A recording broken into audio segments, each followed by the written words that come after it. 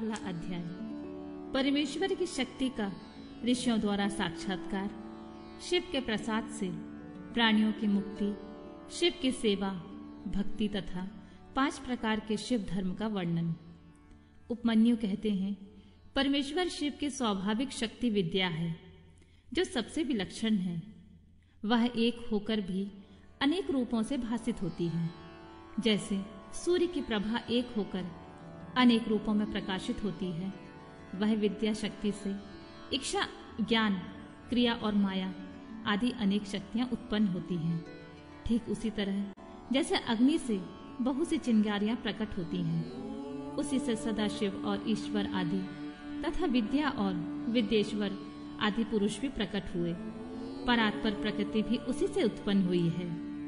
महातत्व से लेकर विशेष पर्यंत सारे विकार तथा आज ब्रह्मा आदि मूर्तियां भी उसी से प्रकट हुई हैं। इनके सिवा जो अन्य वस्तुएं हैं वे सब उसी शक्ति के कार्य हैं। इसमें संशय नहीं है। वह शक्ति सर्वव्यापिनी, सूक्ष्म तथा ज्ञानानंद रूपिणी है। उसी से सीतांशु भूषण भगवान शिव शक्तिमान कहलाते हैं। शक्तिमान शिव वैद्य हैं और शक्ति रूपिणी शिवा विद्या है।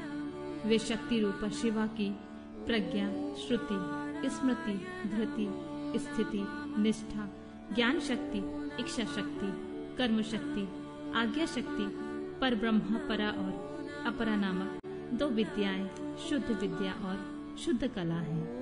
क्योंकि सब कुछ शक्ति का ही कार्य है। माया, प्रकृति, जीव, विकार, विकृति, असत और सत आदि जो कुछ भी उपलब्ध होता है वह उस शक्ति से ही व्याप्त है। वे शक्ति रूपने शिवा देवी महामाया द्वारा समस्त चराचर ब्रह्मांड को अनायासी मोह में डाल देती और लीला पूर्वक उसे मोह के बंधन से मुक्त भी कर देती हैं। इस शक्ति के 27 प्रकार हैं। 27 प्रकार वाली इस शक्ति के साथ सर्वेश्वर शिव संपूर्ण विश्व को व्याप्त करके स्थित हैं। इन्हीं के चरणों में मुक्ति विराजती है। पूर्व काल की बात है, संसार बंधन से छूटने की इच्छा वाले कुछ ब्रह्मवादी मुनियों के मन में यह संशय हुआ। वे परस्पर मिलकर यथार्थ रूप से विचार करने लगे, इस जगत का कारण क्या है, हम किससे उत्पन्न हुए हैं और किससे जीवन धारण करते हैं, हमारी प्रतिष्ठा कहाँ है, हमारा अधिष्ठाता कौन है, हम किसके सहयोग से सदा सुख में और दुख में रहते हैं, किसने इस विश्व की अलंघनीय व्यवस्था की है। यदि कहें काल, स्वभाव, नियति, निश्चित फल देने वाला कर्म और आकस्मिक घटना इसमें कारण हो तो यह कथन युक्ति संगत नहीं जान पड़ता। 5 महाभूत तथा जीवात्मा भी कारण नहीं है। इन सबका संयोग तथा अन्य कोई भी कारण नहीं है, क्योंकि ये काल आदि अचेतन है। जीवात्मा के चेतन होने पर भी वह सुख दुख से अभिभूत तथा असमर्थ होने से इस जगत का कारण नहीं हो सकता। अतः कौन कारण है, इसका विचार करना चाहिए। इस प्रकार आपस में विचार करने से जब वे युक्तियों द्वारा किसी निर्णय तक न पहुंच सके, तब उन्होंने ध्यान योग में स्थित होकर परमेश्वर की स्वरूप भूता अचिंत्य शक्ति का साक्षात्कार किया, जो अपने ही गुणों से तत्व, रज और तम से ढकी है तथा उन तीनों गुणों से परे है। परमेश्वर की वह साक्षात शक्ति समस्त पाशों को विच्छेद करने वाली है। उसके द्वारा बंधन काट दिए जाने पर जीव अपनी दिव्य दृष्टि से उन सर्व कारण शक्तिमान महादेव जी का दर्शन करने लगते हैं, जो काल से लेकर जीवात्मा तक पूर्वोक्त समस्त कारणों पर तथा संपूर्ण विश्व पर अपनी इस शक्ति के द्वारा शासन करते हैं। वे परमात्मा अप्रमेय हैं।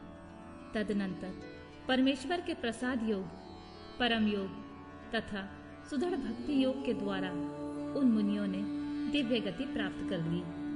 श्री कृष्ण जो अपने हृदय में शक्ति सहित भगवान शिव का दर्शन करते हैं, उन्हीं को सनातन शांति प्राप्त होती है, दूसरों को नहीं। यह श्रुति का कथन है। शक्तिमान का शक्ति से कभी वियोग नहीं होता।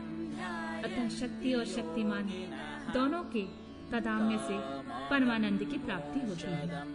मुक्ति की प्राप्ति में निश्चय ही ज्ञान और कर्म का कोई क्रम व्यवस्थित नहीं है। जब शिव और शक्ति की कृपा हो जाती है तब वह मुक्ति हाथ में आ जाती है। देवता, दानव, पशु, पक्षी तथा कीड़े मकोड़े भी उनकी कृपा से मुक्त हो जाते हैं। गर्भ का बच्चा, जन्मता हुआ बालक, शिशु, तरुण, वृद्ध, मुमुक्ष, स्वर्गवासी, नारकी, पतित, धर्मात्मा, पंडित अथवा मूर्ख साम्य सदाशिव की कृपा होने पर तत्काल मुक्त हो जाते हैं। इसमें संशय नहीं है। परमेश्वर अपनी स्वाभाविक करुणा से अयोग्य भक्तों के भी विविध मलों को दूर करने पर उन पर कृपा करते हैं। इसमें संदेह नहीं है। भगवान की कृपा से ही भक्ति होती है और भक्ति से ही उनकी कृपा होती है। अवस्था भेद का विचार करके विद्वान पुरुष इस विषय में मोहित नहीं होता है। कृपा प्रसाद पूर्वक जो यह भक्ति होती है वह भोग और मोक्ष दोनों की प्राप्ति कराने वाली है। उसे पुरुष एक जन्म में नहीं प्राप्त कर सकता। अनेक जन्मों तक श्रोत स्मार्त कर्मों का अनुष्ठान करके सिद्ध हुए विरक्त एवं ज्ञान संबंध पुरुषों पर महेश्वर प्रसन्न होते हैं और कृपा करते हैं। देवेश्वर शिव के प्रसन्न होने पर उस पशु में बुद्धि पूर्वक थोड़ी सी भक्ति का उदय होता है। तब वह यह अनुभव करने लगता है कि भगवान शिव मेरे स्वामी हैं। फिर तपस्या पूर्वक वह नाना प्रकार के शैव धर्मों का पालन में संलग्न होता है। उन धर्मों के पालन में बारंबार लगे रहने से उसके हृदय में पराभक्ति का प्रादुर्भाव होता है। उस पराभक्ति से परमेश्वर का परम प्रसाद उपलब्ध होता है। प्रसाद से संपूर्ण पापों का छुटकारा मिलता है और छुटकारा मिल जाने पर परमानंद की प्राप्ति होती है। जिस मनुष्य का भगवान शिव में थोड़ा सा भी भक्ति भाव है वह 3 जन्मों के बाद अवश्य मुक्त हो जाता है। उसे इस संसार में योनि यत्न पीड़ा नहीं सहनी पड़ती। चांगा और अनंगा जो सेवा है उसी को भक्ति कहते हैं। उसके फिर 3 भेद होते हैं, मानसिक, वाचिक और शारीरिक। शिव के रूप आदि का जो चिंतन है उसे मानसिक सेवा कहते हैं, जप आदि वाचिक सेवा है और पूजन आदि कर्म शारीरिक सेवा है।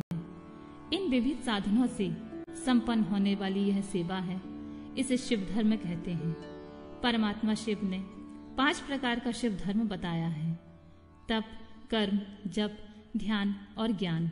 लिंग पूजन आदि को कर्म कहते हैं। चंद्रायण आदि व्रत का नाम तप है। वाचिक, उपांशु और मानस 3 प्रकार का जो शिव मंत्र का अभ्यास है उसी को जप कहते हैं। शिव का चिंतन ही ध्यान कहलाता है तथा शिव संबंधी आगमों में जिस ज्ञान का वर्णन है उसी को यहाँ ज्ञान शब्द से कहा गया है। श्रीकंठ शिव ने शिवा के प्रति जिस ज्ञान का उपदेश दिया है वही शिवागम है। शिव के आश्रित जो भक्तजन हैं उन पर कृपा करके कल्याण के एकमात्र साधक इस ज्ञान का उपदेश किया गया है। अतः कल्याणकामी बुद्धिमान पुरुषों को चाहिए कि वह परम कारण शिव में भक्ति को बढ़ाएं तथा विषय शक्ति को त्याग दें।